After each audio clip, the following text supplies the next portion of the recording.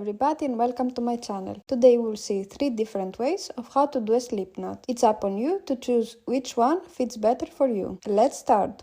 So the first way is the one that I'm using to start my crochet patterns, and it's very simple. You need to take the yarn and wrap it around your index finger.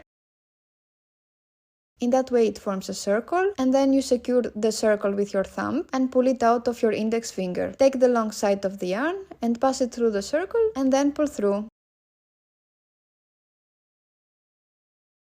Second one, you need to wrap the yarn 2 times around your index finger. With the other 3 fingers, secure the yarn.